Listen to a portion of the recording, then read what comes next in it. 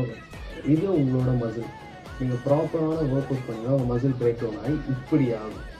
உங்களோட மசில் நல்லா க்ரோத் ஆச்சுன்னா இப்படி ஆகும். என் பேர் ரிஷி. நான் இந்த மாதிரி ரியல் ஃபிட்னஸ் டிப்ஸ் ஷேர் பண்ணிட்டுருக்கேன். நீங்கள் இப்போ தான் உங்கள் ஃபிட்னஸ் ஜர்னி ஸ்டார்ட் பண்ணுறீங்க அப்படின்னா சப்ஸ்கிரைப் பண்ணிக்கோங்க.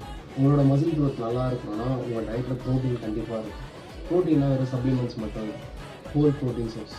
உங்கள் பாடியில் ப்ரோட்டீன் என்டர் ஆகும்போது அமினோ ஆசிட்ஸாக ஃபார்ம் ஆகும். அதுதான் உங்கள் மசில் ரெக்கவரிக்கு ரொம்ப ஹெல்ப் பண்ணும். இதுக்கு பேர் தான் மசில் ப்ரோட்டீன் சிந்தசிஸ். நம்ம ஒர்க் அவுட் அப்போ ஒழுங்கான ப்ரோட்டீன் எடுக்கலாம், ரிசல்ட் கண்டிப்பாக கிடைக்கும். நம்மளோட ப்ராக்ரஸும் லூஸ் ஆகும். ஸோ ப்ராப்பராக மசில் ரெக்கவரி ஆக எவ்வளோ ப்ரோட்டீன் எடுக்கணும்னு உங்களுக்கு தெரியும். உங்களோட 1 kg ஆஃப் பாடி வெயிட்டுக்கு 1 கிராம் ப்ரோட்டீன் எடுக்கணும். இன்கேஸ் நீங்கள் ஒர்க் அவுட் பண்ணுறீங்க அப்படின்னா உங்களோட 1 kg ஆஃப் பாடி வெயிட்க்கு 1.5 அல்லது 2 கிராம் ப்ரோட்டீன் எடுக்கும். ப்ரோட்டீன்ஸ் எல்லாமே சப்ளிமெண்ட்டில் தான் எடுக்கணும் அப்படின்றது கிடையாது. நம்ம எடுக்கிற ஃபுட்ஸ்லேருந்தே நம்ம ப்ரோட்டீன்ஸ் எடுத்துக்கலாம். அப்படி உங்களால் உங்களோட ப்ரோட்டீன் கோலை கம்ப்ளீட் பண்ண முடியல அப்படின்ற பட்சத்தில் நீங்கள் சப்ளிமெண்ட்ஸ் எடுக்கலாம்.